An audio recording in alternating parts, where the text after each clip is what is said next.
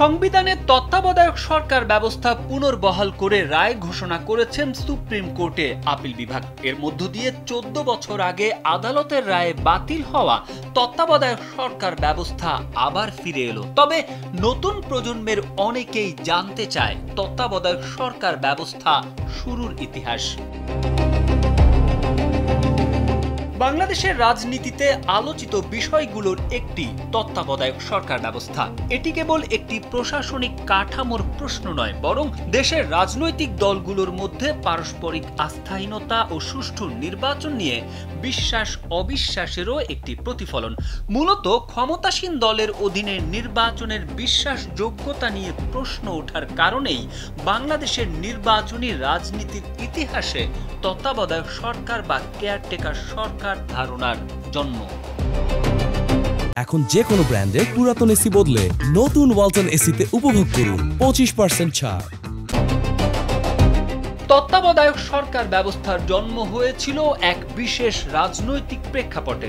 এরশাদের পতনের পর 1991 সালের নির্বাচন বিচারপতি শাহাবুদ্দিন আহমদের নেতৃত্বে একটি অনানুষ্ঠানিক অন্তর্বর্তীকালীন সরকারের অধীনে হলেও 1994 সালের উপনির্বাচনে ব্যাপক কারচুপির অভিযোগ পরিস্থিতি পাল্টে দেয়। 1996 সালে ক্ষমতাসীন দলের অধীনে কোনোভাবেই অবাধ ও নিরপেক্ষ নির্বাচন সম্ভব নয়। এই অভিযোগ তুলে আওয়ামী লীগের নেতৃত্বে বিরোধী দলগুলো তীব্র আন্দোলন শুরু করে। আন্দোলনের মুখে 1996 সালে সংবিধানের ত্রয়োদশ সংশোধনীর মাধ্যমে তত্ত্বাবধায়ক সরকার ব্যবস্থাকে সাংবিধানিক রূপ দেওয়া হয়,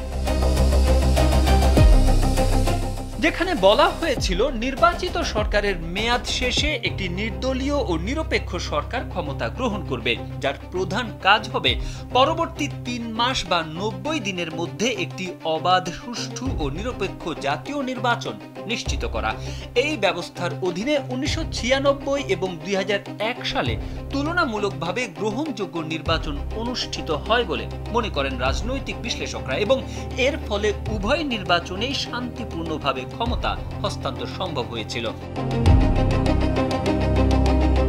2006 সালের পর তত্ত্বাবধায়ক সরকার ব্যবস্থার কাঠামো নিয়ে জটিলতা তৈরি হয়। বিশেষ করে প্রধান উপদেষ্টার নিয়োগ নিয়ে রাজনৈতিক দলগুলোর মধ্যে তুমুল বিরোধ দেখা দেয়। 2006 সালে তত্ত্বাবধায়ক সরকার গঠন নিয়ে রাজনৈতিক অচলাবস্থার কারণে দেশে জরুরি অবস্থা জারি হয় এবং একটি সেনা সমর্থিত বিতর্কিত তত্ত্বাবধায়ক সরকার ক্ষমতা নেয়, যা পরবর্তীতে 1/11 সরকার নামে পরিচিত হয়।